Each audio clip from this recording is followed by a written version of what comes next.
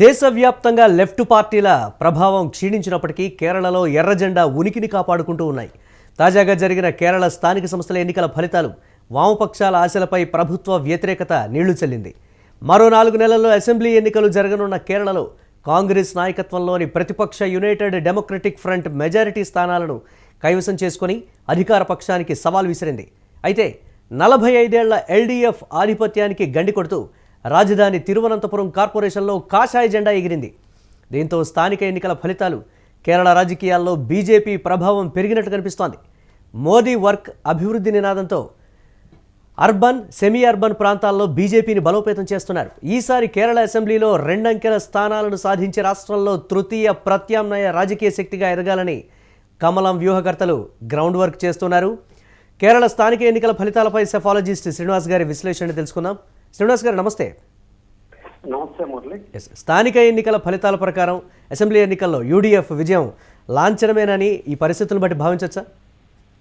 అంటే ఒక్కొక్క ఎన్నికకి ఒక్కొక్క అంశాలు కీలకంగా ఉంటాయి. స్థానిక ఎన్నికలని స్థానిక అభ్యర్థులు, స్థానిక పరిస్థితులు ప్రభావితం చేస్తాయి.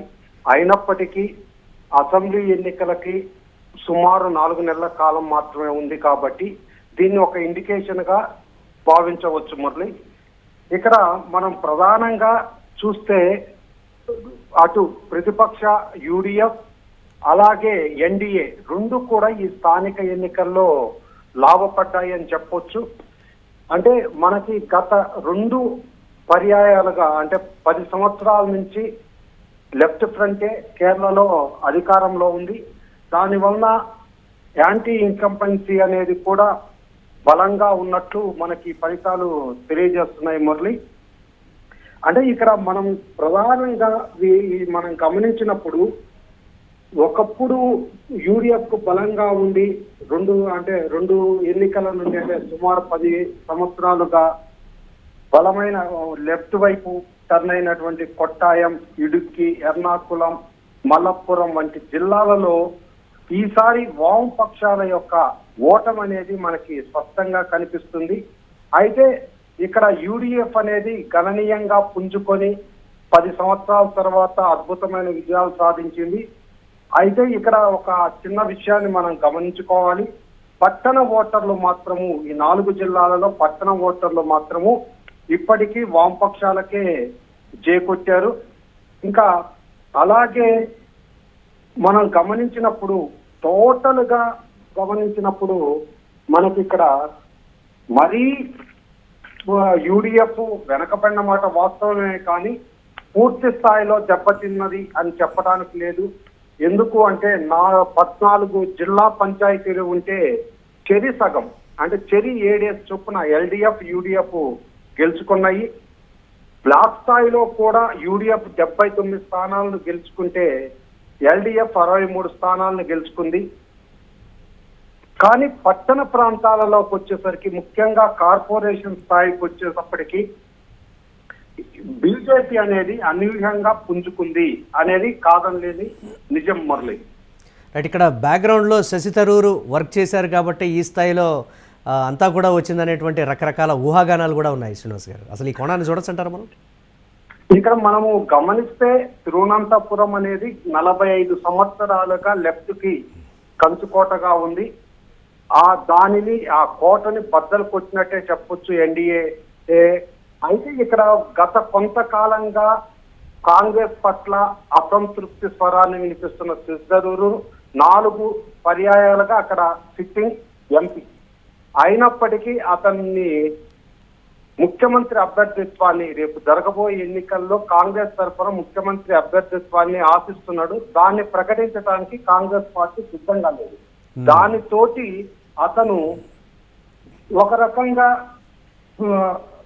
ప్రభుత్వానికి వ్యతిరేకంగా ప్రచారం చేసినప్పటికీ కూడా ఎన్డీఏకి కొంత మోరల్ సపోర్ట్ ఇవ్వడంతో పాటు తన వర్గం కూడా బీజేపీకి ఆ కార్పొరేషన్ లో పనిచేస్తుందని మనకు కొంత సమాచారం అయితే అందుతుంది మురళి. ఇది అతనికి ఇప్పటి వరకు అతను ఒక డైలమాలో ఉన్నాడు. అంటే కాంగ్రెస్ లోనే కొనసాగాలా లేదా బీజేపీలోకి వెళ్ళాలా అనే ఉన్నాడు. అంటే కాకపోతే సంస్థాగతంగా అక్కడ బలమైన క్యాడర్ ఉండటం కాంగ్రెస్ తో. ఒకవేళ నేను బీజేపీకి వెళ్తే మరొకసారి నేను ఎంపీగా గెలవలేననే అనుమానం ఉంది అతనికి. కానీ ఈ ఫలితంతో అతను అతి త్వరలోనే బీజేపీ పార్టీ తీర్థం తీసుకునే అవకాశం కూడా ఉందని భావించవచ్చు మురళి. అయితే ఈసారి కేరళ అసెంబ్లీ ఎన్నికల్లో బీజేపీ ఎలాంటి ఫలితాలు సాధించవచ్చు అంటారండి ఇప్పుడు ఉన్నటువంటి దానికి సంబంధించి? అంటే ఇక్కడ మనము గమనిస్తే ఇక్కడ తిరువనంతపురంలో గత ఎన్నికల్లో కూడా మంచి ఫలితాలను సాధించింది. సుమారు 101 స్థానాల్లో వార్డులలో 34 స్థానాలు గెలిచింది. ఈసారి 50 స్థానాలకి పెంచుకుంది. ఇక్కడ మనకి ప్రధానంగా వినిపిస్తున్న పేర్లు మేయర్ అభ్యర్థిగా వివి రాజేష్ ఒక అతను ఉన్నాడు. అలాగే కేరళ తొలి మహిళా డిఐజీగా చేసినటువంటి మహిళా అభ్యర్థి శ్రీ రేఖ అనే ఆమె పేరు కూడా ప్రముఖంగా వినిపిస్తున్నాయి. అయితే రాజధాని నగరంలో ఎన్డీఏ తరఫున బీజేపీ అభ్యర్థులు గెలవటం అనేది ఆ పార్టీకి చాలా కీలకమని చెప్పవచ్చు. అయితే ఇక్కడ మనం గమనించాల్సిన అంశం ఏంటంటే కొన్ని అంశాలు కూడా ఉన్నాయి. ఏంటి అంటే ఇక్కడ మనకి గత ఎన్నికల్లో ఎక్కడైతే గెలుచుకుందో బీజేపీ అక్కడ కొన్ని స్థానాలని కోల్పోవడం అనేది జరిగింది. అయితే ఇక్కడ ప్రధానంగా బీజేపీ మొదట్లో వామపక్షాలకి లబ్ధి చేకూర్చింది గత ఎన్నికల్లో. ఎలాగా అంటే కాంగ్రెస్ యొక్క ఓట్ బ్యాంకుని చిడుస్తూ వామపక్షాలకి లాభించే విధంగా చేసింది. అయితే ఇప్పుడు కీలకమైన వామపక్షాల యొక్క బేసులోకి హిందుత్వంతో ప్రవేశించినట్టు మనకు కనిపిస్తుంది. దాంతో గత 15 సంవత్సరాలుగా వాళ్ళు పనిచేస్తున్న దానికి ఫలితాలు ఇప్పుడిప్పుడే ప్రారంభమైనవి. కాబట్టి రాబో కాలంలో దీని పునాదిగా కేరళలో కూడా బీజేపీ పెరుగుదల అనేది ఉంటుంది అని అనుకోవచ్చు మనము. అయితే ఇక్కడ మనం కొన్ని గమనించినప్పుడు పాలక్కోడ్ మున్సిపాలిటీ ఉంది. అక్కడ మరి అంటే వరుసగా 3వసారి కూడా గెలిచింది. అంటే ఒక 3 స్థానాలు గతం కంటే తగ్గినప్పటికీ గెలిచింది. అయితే ఎర్నాకుళం జిల్లాలో అలాగే త్రిపురసుర అనే మున్సిపాలిటీని కూడా కైవసం చేసుకుంది. అంటే వాళ్ళు అనుకున్న స్థాయిలో విజయాలు సాధిస్తూ ఉన్నారు.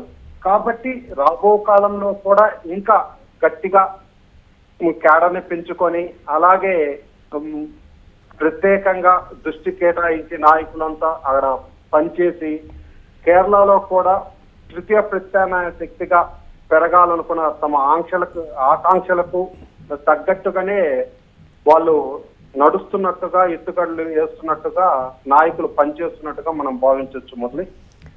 Right, thanks for valuable analysis Srinivas గారు. అలాగే కేరళలో ఎర్ర జెండాలకు ఝలక్ అయితే తగిలినటువంటి పరిస్థితి ఉంది. స్థానిక ఎన్నికల్లో సత్తా చాటింది ప్రతిపక్ష యూడీఎఫ్. తిరువనంతపురం కార్పొరేషన్లో రెపరెపలాడింది కాషాయ జెండా. 45 ఏళ్ల ఎల్డీఎఫ్ ఆధిపత్యానికి బీజేపీ గండి కొట్టింది. కేరళలో బలం పెంచుకుంటోంది బీజేపీ.